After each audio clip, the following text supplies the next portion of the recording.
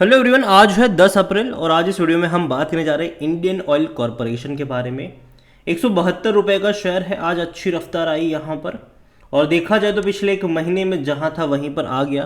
पहले एक बहुत बड़ा फॉल यहाँ पर देखने को मिला, 155 रुपये पर शेयर चला गया था जब यहाँ पर गवर्नमेंट ने 2 रुपये कम करे थे पेट्रोल डीजल के प्राइस में।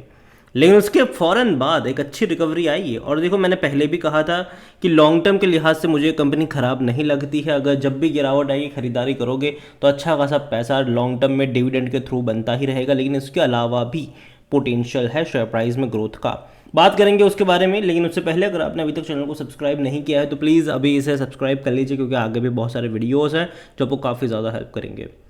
तो यहाँ पर देखा जाए तो एक महीने में एक मेजर फॉल देखा जब पेट्रोल डीजल के दाम कम करे गए और उसका जो बोझ है वो ऑयल मार्केटिंग कंपनियों के ऊपर ही डाला गया। लेकिन वापस से फ़ौरन से तेज़ी भी रिकवर मतलब जो देखने को मिल गई यहाँ पर। बाजार भी अगर आप देखो तो अच्छे मूड में रहा है पिछले कुछ टाइम में, और एक साल में अगर आप देखो तो खूब पैसा बना है। 122% का ग्रोथ है। पैसा बहुत कम टाइम में डबल हो गया था, 85 रुपये से 190 रुपये से भी ऊपर निकल गया था। बाद में एक मतलब कैसे कि करेक्शन से गुजरा, फिर तेज़ी आई है, फिर अभी कुछ टाइम कंसोलिडेट कर सकता है। और अभी भी इलेक्शन के दौरान कह सकते हैं कि एक दो बार शायद अनाउंसमेंट कुछ हो सकता है। लेकिन फिर भी मुझे लगता है कि जब भी गिरावट आएगी सिर्फ और सिर्फ बाइंग के मौके बनेंगे, बिकवाली के कतई नहीं यहाँ पर। और मैं लॉन्ग टर्म की यहाँ पर बात करूँगा, शॉर्ट टर्म की नहीं। और हाँ देखो, ऑलरेडी बहुत बड़ी तेज़ी ये दिखा चुका है। तो अगर आप इस अप्रोच के साथ आ रहे हो कि भैया साल में पैसा डबल हो जाए, तो वो नहीं होने वाला है अब यहाँ से। लेकिन पोटेंशियल ज़रूर है कि 25-30% का रिटर्न आराम से यहाँ पर बन जाएगा कुछ टाइम में। और लॉन्ग टर्म के लिहाज से मैं मान के चल रहा हूँ कि तेज़ी रहेगी यहाँ पर, क्योंकि लोग बात करते हैं कि क्या होगा आने वाले टाइम में जब हम इलेक्ट्रिक व्हीकल्स वाले एरा में चले जाएंगे, तब क्या होगा पेट्रोल डीजल का। तो अगेन मैं कह दूं, कंपनी इस चीज़ को जानती है और कंपनी हाइड्रोजन की तरफ शिफ्ट हो रही है। कई सारे इन्होंने भैया आने वाले टाइम में आपको हाइड्रोजन और ईवी दोनों में ये कंपनी काम करती नज़र आ सकती है। ऑयल पेट्रोल डीजल तो रहेगा ही रहेगा इनका, ठीक है, ऑयल जो है वो तो रहेगा ही रहेगा। यहाँ पर वॉल्यूम्स भी देखें तो बड़ी क्वांटिटी में है, तकरीबन 2,65,00,000 के आसपास के शेयर्स यहाँ पर ट्रेड होते नजर आए। इतना ही नहीं, इसका जो ऑल टाइम हाई 200 रुपये के करीब का था, लो यहाँ पर देखोगे तो 5-6 रुपये के आसपास का रहा। कंपनी अगर आप देखो तो इसका जो मार्केट कैप है वो 2,45,000 करोड़ के आसपास का देखने को मिल रहा है, जो कि अच्छा मार्केट कैप मैं कहूँगा। इतना ही नहीं, अगर कंपनी में according to Moneycontrol user देखे तो 100% लोग कह रहे हैं खरीदारी करो, बेचने की बात कोई भी नहीं कर रहा है, कोई भी नहीं कर रहा, और मैं भी नहीं करूँगा। और जहाँ तक बात करें डिविडेंड की, क्योंकि देखो यही इस कंपनी का सबसे बड़ा बैकबोन है। पिछले साल इसने 8 रुपये पर शेयर का डिविडेंड पे करा था, पहले 3 रुपये फिर 5 रुपये। और देखा जाए तो पिछले साल ये 100 रुपये से भी कम प्राइस पे था, इवन 85 रुपये के आसपास भी था।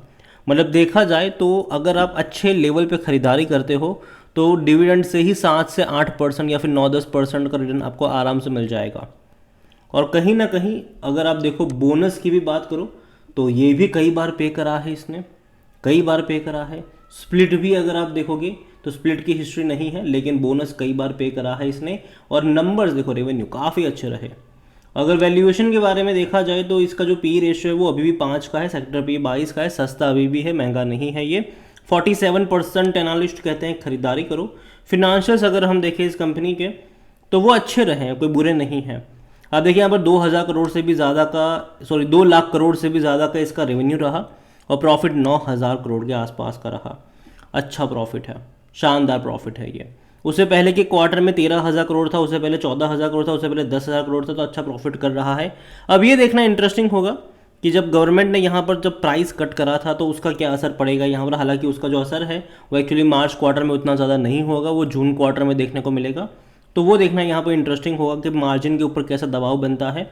और रेवेन्यू तो देखो मैं मानता हूँ कि इसके अच्छे ही रहेंगे आने वाले टाइम में भी।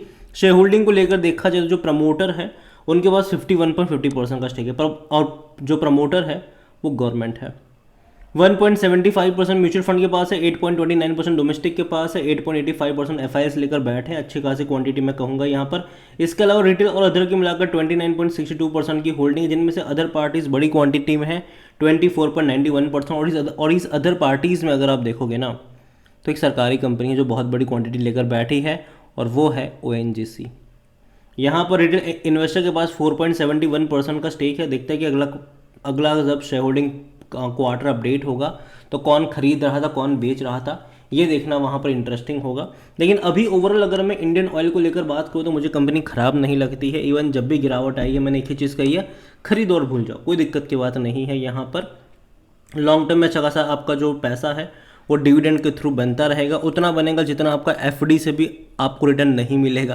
क्योंकि अगर आप देखो कोविड के टाइम से मेरी कमेंट्री यहाँ पर रही है कि खरीदा हुआ है, बने रहिए। फ्रेश बाइंग की जहाँ तक बात आती है, जब भी यहाँ पर गिरावट आए, जब भी गिरावट आए, यहाँ पर आपको बाई ऑन डिप्स के मौके ढूंढने चाहिए। अभी अगर हम देखेंगे तो ऑलरेडी इसने बहुत बड़ी तेज़ी दिखा दी थी, 85 रुपये से ऑलरेडी 190 रुपये तक शेयर चला गया था। अब यहाँ पर हल्का सा करेक्शन उसके बाद देखने को मिला जब प्राइसेस कंट्रोल, मतलब पहले प्रॉफिट टेकिंग आई और फिर बाद में गवर्नमेंट की अनाउंसमेंट आई, लेकिन अब वापस तेज़ी दिखाने की कोशिश कर रहे हैं, शायद थोड़ी बहुत और तेज़ी भी दिखा दे। लेकिन उसके बाद थोड़ा बहुत करेक्शन जो है वो आपको बीच बीच में यहाँ पर देखने को मिलता रहेगा या फिर देखने को मिल सकता है, ये मेरा मानना है कि बीच बीच में थोड़े बहुत करेक्शन जो है वो यहाँ पर आते रहेंगे। लेकिन यहाँ पर बने रहना चाहिए ये, और एक अनरियलिस्टिक अप्रोच के साथ नहीं आना चाहिए। कुछ लोग ये अप्रोच के साथ आएंगे कि भाई साहब पैसा मेरा डबल हो जाए, तो वो नहीं होने वाला है, क्योंकि ऑलरेडी डबल हो चुका है, ठीक है, ऑलरेडी यहाँ से डबल हो चुका है, तो 3 गुना तो नहीं होने वाला, ठीक है। तो यहाँ पर सीधी सी बात है, तेज़ी आएगी, वापस 190 से 200 के करीब जाने की कोशिश करेगा, वापस गिर कर आएगा ये 180 185 के करीब, तो ये ट्रेंड चलता रहेगा यहाँ पर। और अभी यहाँ से थोड़ी बहुत तेज़ी और दिखाने की कोशिश करेगा। हो सकता है कि अगर 175 180 रुपये का लेवल जो है वो एक शॉर्ट टर्म के रेजिस्टेंस के तौर पर काम करेगा, उसके बाद एक स्ट्रॉन्ग रेजिस्टेंस जो है वो 190 रुपये के आसपास का है। अगर उसको सक्सेसफुली ब्रीच करने में कामयाब रहा तो 200 तक के लेवल देखने को मिलेंगे। अगर नहीं कर पाया तो वापस हो सकता है कि 160 रुपये के लेवल पर भी आपको जाता हुआ नजर आए। तो मैं इतना ही कहूँगा कि है तो बने रहिए, जिनका लॉन्ग टर्म का नज़रिया है उनको इन सब के बारे में सोचने की ज़रूरत नहीं है। लेकिन अगर गिरावट आती है, अगर दोबारा ये आपको 150 160 के रेंज में नज़र आता है, तो मुझे लगता है कि वहाँ पर ख़रीदारी करने के या फिर फ्रेश एंट्री के या फिर एवरेज करने के जो मौके हैं वो बन सकते हैं, और वो आपको वहाँ पर ढूंढने चाहिए। ये मेरा पर्सनल ओपिनियन है, कोई भी इन्वेस्टमेंट एडवाइस नहीं है। ये वीडियो को यहीं पे एंड करूँगा। पसंद आया हो तो लाइक करो, शेयर करें, चैनल पर अगर पहली बार हैं तो प्लीज़ सब्सक्राइब करें। और इंडियन ऑयल कॉरपोरेशन के बारे में आप क्या सोचते हैं वो भी आप मुझे कमेंट में लिखकर बता सकते हैं। इसके अलावा 2 और सरकारी कंपनी है, बीपीसीएल, जो एक टाइम पे चर्चा थी कि प्राइवेटाइजेशन हो सकता है, गवर्नमेंट अपनी होल्डिंग बेच सकती है, यहाँ पर भी एक बहुत बड़ी चीज़ें आई और इसका भी ग्राफ बिल्कुल इंडियन ऑयल जैसा भी था। पहले गिरावट आई, तेज़ी आई, फिर वापस गिरावट आई, आज तेज़ी है।